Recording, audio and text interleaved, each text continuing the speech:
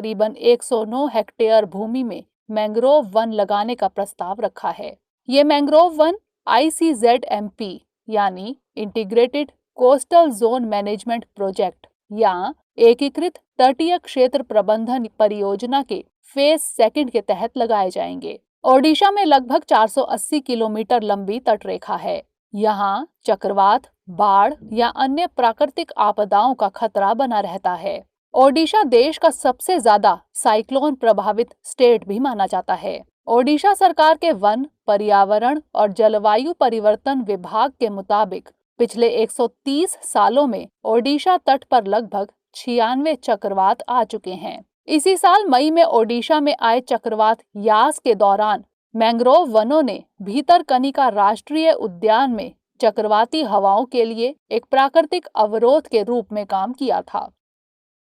करीब 145 किलोमीटर प्रति घंटे की हवा की रफ्तार वाले चक्रवात ने कुछ अन्य क्षेत्रों को पूरी तरह से तबाह कर दिया, लेकिन इसका असर भीतरकनिका राष्ट्रीय उद्यान में अपेक्षाकृत कम था। चूंकि मैंग्रोव वन एक प्राकृतिक अवरोध के रूप में काम करते हैं, इसलिए सरकार मैंग्रोव वन लगाने को बढ़ावा दे रही है। दुनिया के सबसे मूल्यवान पारिस्थितिक तंत्रों में से मैंग्रोव वन एक हैं, लेकिन ये खतरे में हैं और अपने अस्तित्व को बचाने के लिए संघर्ष कर रहे हैं। UN एजेंसी और साझीदारों के मुताबिक अब तक 67% से अधिक मैंग्रोव या तो नष्ट हो चुके हैं या उनका क्षरण हो चुका है और अब हालात और बदतर होते जा रहे हैं। इन्हीं चर्चाओं के बीच आइए आज बात करते हैं मैंग्रोव वनों और उससे जुड़े सभी अहम पहलुओं की। साथ ही जानते हैं भारत में मैंग्रोव वनों की क्या स्थिति है और इनके संरक्षण की जरूरत क्यों महसूस की जा रही है।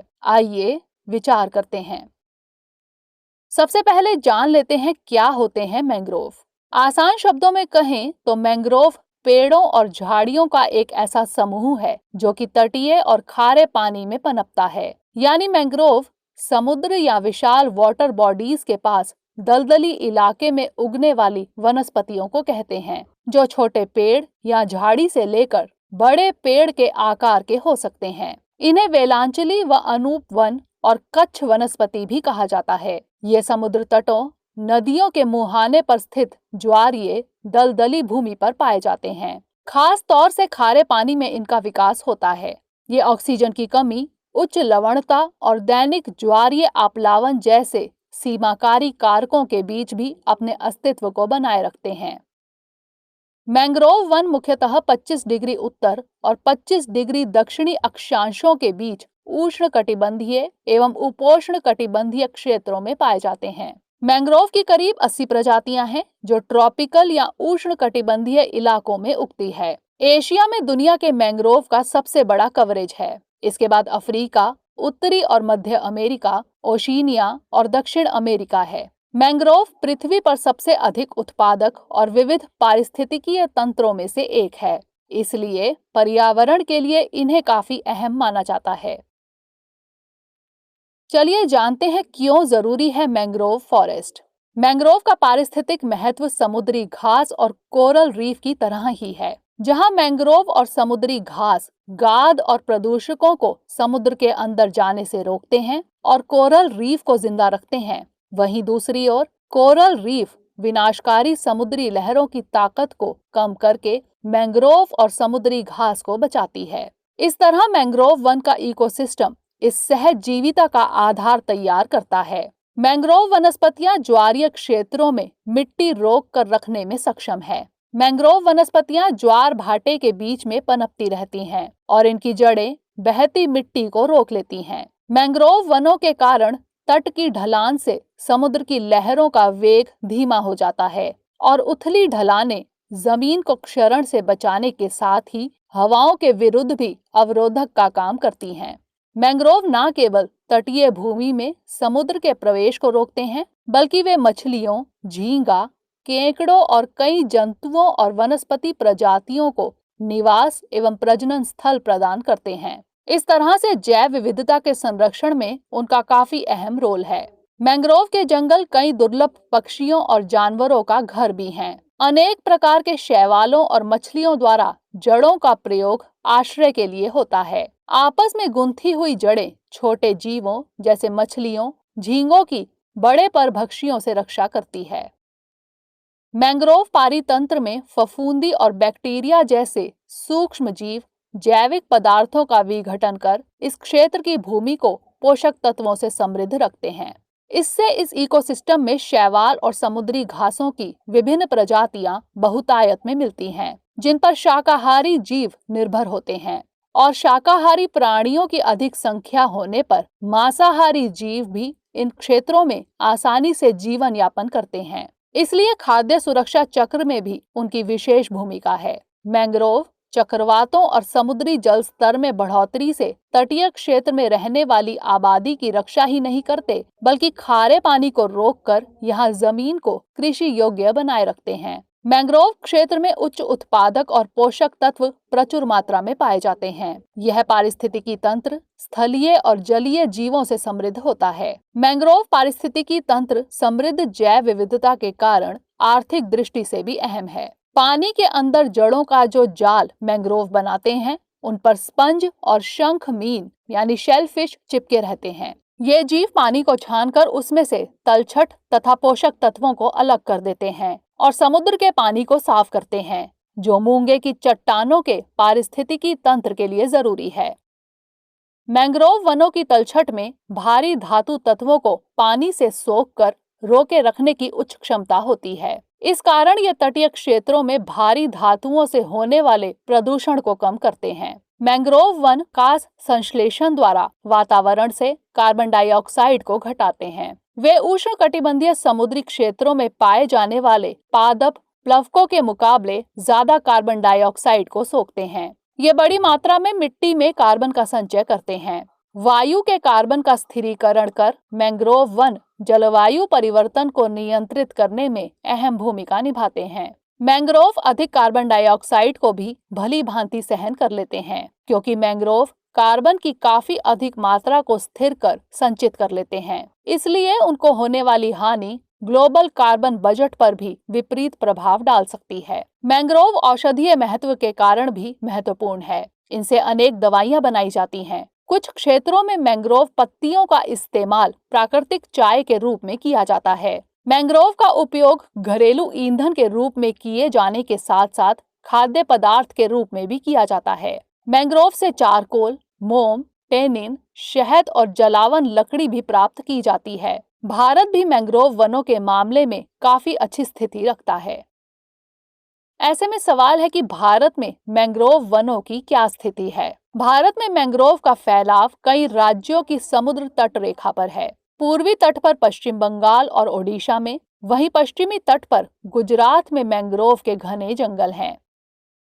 आपको बता दें कि भारत के दो राज्यों पश्चिम बंगाल में जहां तटरेखा सबसे छोटी है और गुजरात में जहां तटरेखा की लंबाई सबसे ज्यादा है, मैंग्रोव का घना फैलाव है। दूसरे राज्यों में ओडिशा, तमिलनाडु और केरल के अलावा अंडमान में भी मैंग्रोव वन बहुतायत में हैं। गंगा, महानदी, कृष्णा, गोदावरी और कावेरी नदियों के डेल्टा में मैंग्रोव वन है। भारत वन स्थिति रिपोर्ट 2019 वॉल्यूम 1 के मुताबिक भारत में मैंग्रोव आवरण 4,975 वर्ग किलोमीटर है, जो देश के कुल भौगोलिक क्षेत्र का 0.15% है। साल 2017 के आकलन की तुलना में मैंग्रोव आवरण में 54 वर्ग किलोमीटर की बढ़ोतरी दर्ज की गई है। राज्यों और संघ शासित प्रदेशों में पश्चिम बंगाल में मैंग्रोव आवरण का उच्चतम प्रतिशत क्षेत्र मौजूद है, जबकि उसके बाद गुजरात और अंडमान निकोबार द्वीप समूह का स्थान है। मैंग्रोव आवरण में वृद्धि दिखाने वाले शीर्ष 3 राज्य हैं गुजरात, महाराष्ट्र और ओडिशा। भारत बांग्लादेश सीमा पर बसा सुंदरबन दुनिया का सबसे बड़ा मैंग्रोव फॉरेस्ट है और यूनेस्को की वर्ल्ड हेरिटेज में शामिल है। भारत में सुंदरबन का क्षेत्र 9,630 वर्ग किलोमीटर में फैला हुआ है, जिसमें 4,263 वर्ग किलोमीटर में मैंग्रोव विद्यमान है। मैंग्रोव को यहाँ सुंदरी भी कहा जाता है, जिस वजह से इस जगह का नाम सुंदरबन पड़ा। सुंदरबन कई वनस्पतियों और वन्यजीवों की प्रजातियों के अलावा बंगाल टाइगर का भी घर है। वहीं ओडिशा में भीतरकनिका मैंग्रोव सिस्टम भारत का दूसरा सबसे बड़ा मैंग्रोव वन है। लेकिन क्लाइमेट चेंज के असर से मैंग्रोव वन भी अछूते नहीं हैं।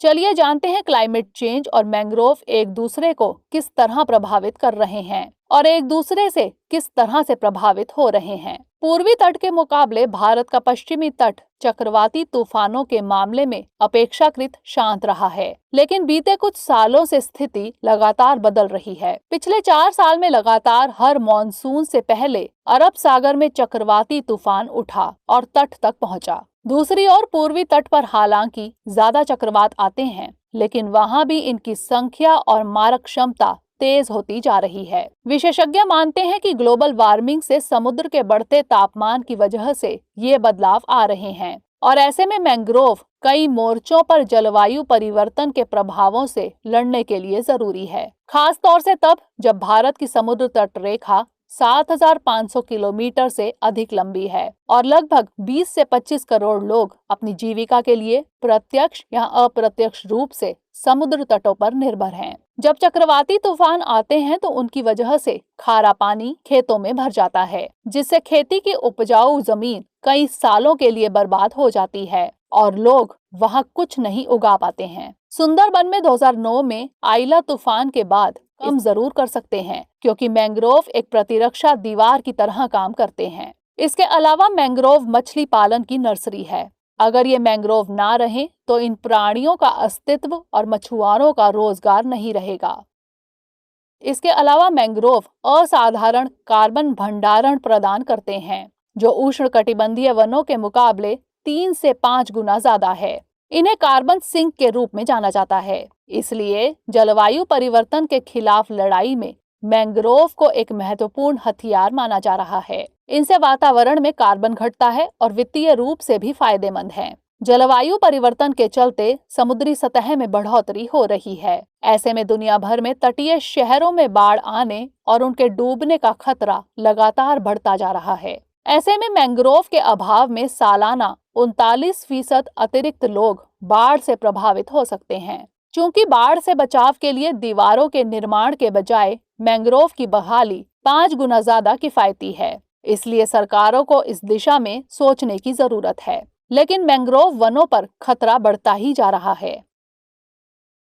ऐसे में सवाल है कि मैंग्रोव वनों के सामने क्या क्या चुनौतियां हैं। अगर चुनौतियों की बात करें तो भारत में मैंग्रोव फॉरेस्ट के संरक्षण की राह में कई चुनौतियां हैं। देश के मैंग्रोव की अधिकता वाले सभी इलाकों में या तो आबादी का दबाव है या औद्योगिक विकास का। मिसाल के तौर पर भारत के पूर्व में पश्चिम बंगाल की सीमा पर घनी आबादी बसी हुई है, तो वहीं पश्चिमी तट पर घनी आबादी के अलावा उद्योग लगे हुए हैं और कई इंडस्ट्रियल प्रोजेक्ट प्रस्तावित हैं। मैंग्रोव वनों का दोहन न सिर्फ एक्वाकल्चर के लिए बल्कि तटबंधों तथा मानवीय आवासों के लिए भी हुआ है। इंडियन इंस्टीट्यूट ऑफ साइंस के शोधकर्ताओं के मुताबिक पिछली 1 सदी में भारत में मैंग्रोव फॉरेस्ट 40% घट गए हैं, लेकिन इन पर छाया संकट कम नहीं हो रहा है। जलवायु परिवर्तन के कारण समुद्र मैंग्रोव को पीछे धकेल रहा है, लेकिन जिन इलाकों में आबादी ज्यादा है वह मैंग्रोव को पीछे नहीं आने देती। इन जगहों पर इसे कोस्टल स्क्वीज कहा जाता है और यहाँ मैंग्रोव का सबसे ज्यादा खतरा है। इसी तरह जिन जगहों पर उद्योगों को लगाने के लिए कॉन्ट्रैक्ट किए जा चुके हैं, वहां भी इन्हें नष्ट होने से बचाना मुश्किल है। एक बार जब मैंग्रोव वन का एक हिस्सा खत्म कर दिया जाता है तो उसे रीस्टोर होने यानी वापस से उगने में दशकों लग जाते हैं। इसलिए गैर वनीय उद्देश्यों के लिए मैंग्रोव वनों को कंजर्वेशन जोन कानून का भी उल्लंघन है। एक नए अध्ययन में पाया गया कि मैंग्रोव के जंगल, उनकी जैव विविधता और उनके द्वारा प्रदान की जाने वाली तटीय सुरक्षा पर 3 अलग अलग खतरों से दबाव पड़ रहा है, जिनमें समुद्र का स्तर बढ़ना, गीली मिट्टी यानी सेडिमेंट का अभाव और इनका सिकुड़ता क्षेत्र शामिल है। नदी में बने बांधों का मैंग्रोव पर सबसे अधिक बुरा प्रभाव पड़ा है, जिसके कारण कीचड़ यानी सेडिमेंट की आपूर्ति नहीं हो पा रही है, जिससे इनका क्षेत्र लगातार सिकुड़ रहा है। इमारतों और समुद्र को रोकने के लिए तटों पर बनाई गई दीवार ने बड़े पैमाने पर उस स्थान पर कब्जा कर लिया है जो मैंग्रोव के जीवित रहने के लिए जरूरी होती है। मैंग्रोव वृक्षों का उपयोग जलाऊ लकड़ी, निर्माण लकड़ी, लकड़ी का कोयला उत्पादन और पशुओं के चारे के लिए किया जाता है। दुनिया के कुछ हिस्सों में इनकी अधिक कटाई हुई है, जिससे ये नष्ट हो रहे हैं। इसके अलावा अत्यधिक मछली पकड़ने, प्रदूषण और समुद्र का बढ़ता स्तर मैंग्रोव वनों और उनके पारिस्थितिकी तंत्र के लिए अन्य खतरे हैं। ऐसे में हमें सोचना होगा कि इस चुनौतीपूर्ण हालात में क्या किया जा सकता है। ऐसे में सवाल है कि आखिर आगे की राह क्या हो।